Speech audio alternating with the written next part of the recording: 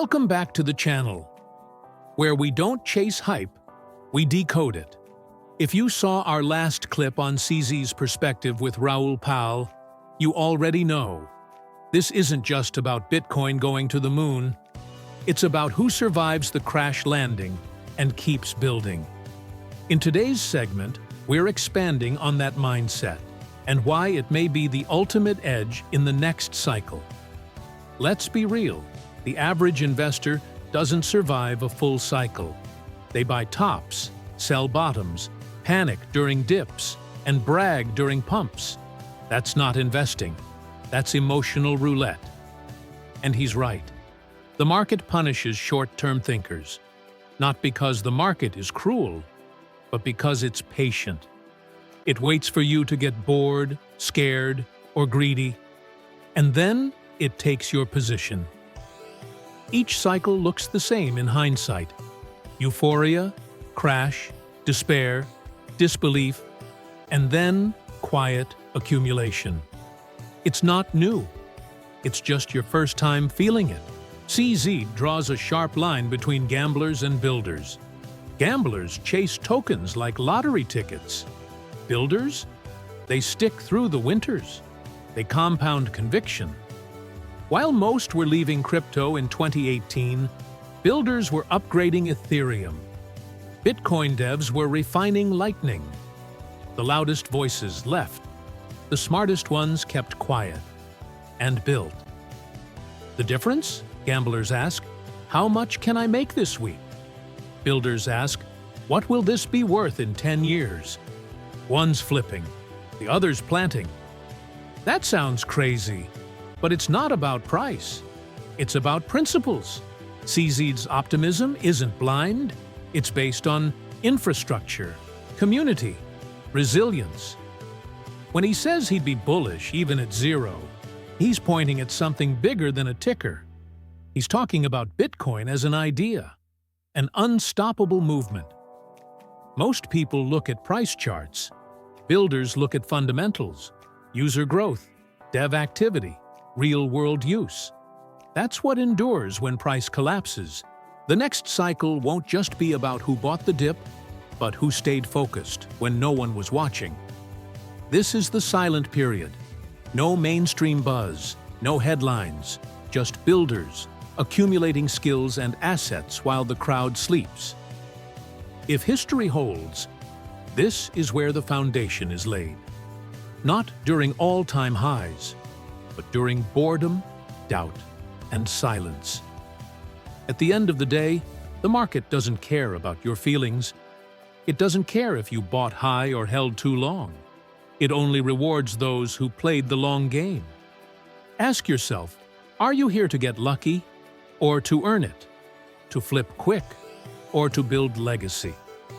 Because crypto isn't just about buying coins. It's about buying conviction. Not everyone will make it, but those who do, they'll be the next generation of leaders. We've got more from CZ's Sit Down with Raoul Pal coming up. Deep insights, hard truths, and strategic mindset. So there's a lot of money flowing around, but they're all chasing short-term gains. So I would like to sort of help the founders to build real products. So I'm a builder myself. I like to see products built that a lot of people use. So I think that's the single most important metric. It's not the token price, it's not everything else. It's just building use cases for people.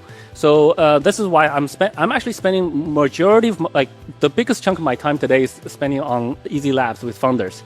So talking with founders, looking at different projects, and just trying to help them. There are still many strong founders. It's just that their voice is a bit muffled right now. So I think we got to help those founders to be more vocal, more active, and also more engaging in the community, and help them raise money, help them design proper long-term token economics, etc. So that's where I spend actually quite a lot of.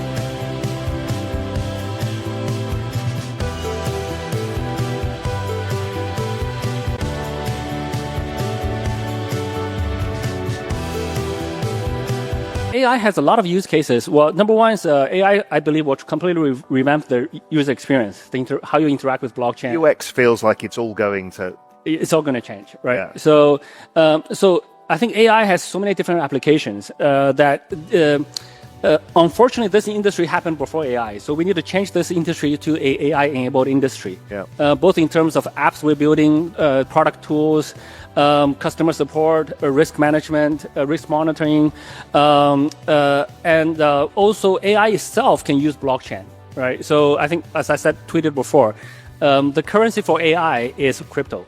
AI is not going to swipe a card, enter SMS code.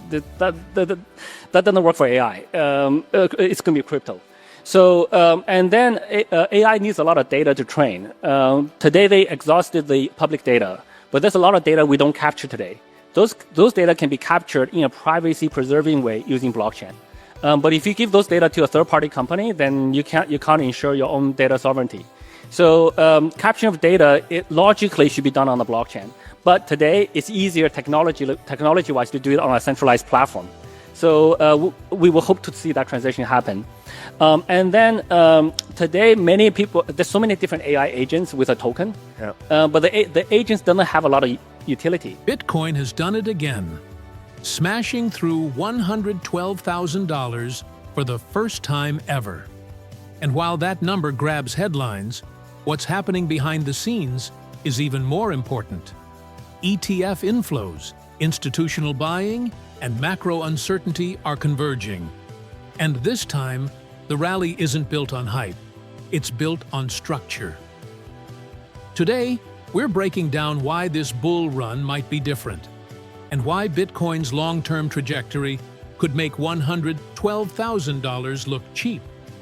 Bitcoin surged to a record-breaking $112,000 before a minor retracement to $110,700, still clocking a jaw-dropping 19% gain in just 7 days. But what's remarkable isn't just the price spike. It's what didn't happen. No mass sell-off, no panic taking profits, and no signs of exhaustion. This isn't retail FOMO. It's a coordinated, high-conviction move from major players. ETF inflows are rewriting the rules. BlackRock, Fidelity, and others are buying Bitcoin with long-term mandates. This isn't hot money. It's deep money. In May alone, $1 billion worth of Bitcoin was withdrawn from Coinbase, a clear sign of cold storage accumulation, likely by institutions or HNWIs. When Bitcoin leaves exchanges, it means one thing: these buyers aren't trading, they're holding. That's not just bullish, that's long-term capital planting a flag. Fewer coins on exchanges equals less sell pressure. More buyers with long horizons equals higher floors. This is how secular bull markets are born. Now, zoom out. Inflation is sticky. Fiat currencies are being tested. Global debt is soaring. Central banks are boxed in. And in that storm, Bitcoin stands out, not just as a hedge, but as a benchmark. It's becoming the measuring stick of trust, value, and monetary integrity in an era of economic uncertainty. This isn't just a crypto story. It's a macro revolution, and Bitcoin is becoming its centerpiece. Analysts are adjusting their forecasts fast. $200,000 by 2025 is no longer seen as outrageous. In fact, many call it conservative. Fundamental thing is there's no magic bullet. There's no magic formula. Stick with fundamentals. Don't get too excited. When people say, "Look, this project's really hot. If you don't buy it this minute, then you're gonna miss it." Don't go for that. Just stick with fundamentals. What happens in investing in traditional markets is the same thing that happens here. You should look at fundamentals. You should look at projects. You should play with a product. You should believe it. You should understand it, and then don't follow advices just because. Don't buy just because you saw somebody tweet about something on Twitter. Many people who are not traditional stock traders, they come to crypto. They become active traders. Doesn't work. Crypto is no different from if you do day trading. It's the same everywhere. It's just different asset type. There's some guys who are like, entrepreneurs in traditional internet, well, not traditional, just internet tech fields. They come into crypto, somehow they want to do it. They want to do something very different. There's nothing different. Crypto does help you raise money more easily. It's a very effective fundraising tool, but still the fundamentals apply. You got to have product market fit. You got to have a strong product that people use. So all of those things still apply. So there's nothing too magical about this magic internet money kind of industry. There's nothing magical about it. It's a lot of hard work, a lot of basics, a lot of fundamentals. Some models suggest $500,000 is possible if capital inflows continue and government regulation stays moderate. And longer term, if Bitcoin captures just half of gold's $14 trillion market cap, we're looking at $1 million per Bitcoin by 2029. This isn't a moonshot. It's a matter of supply, demand, and conviction. Bitcoin is no longer just a hedge or speculative play. It's becoming a benchmark asset. It's appearing on corporate balance sheets, pension funds, family offices, and now national reserves are watching closely. Why? Because Bitcoin doesn't dilute, doesn't default, and doesn't depend on human intervention. It's governed by code, not politics. And in today's world, that's priceless. This surge to $112,000 isn't the top. It's the signal.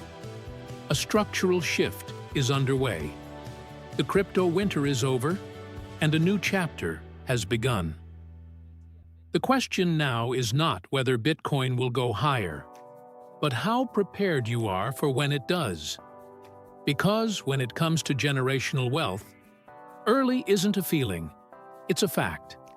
And by the time the world wakes up, the opportunity may have already passed. If you're enjoying these insights, make sure to like, subscribe, and hit that notification bell. We're bringing you the data, the narrative, and the signal. Thanks for watching.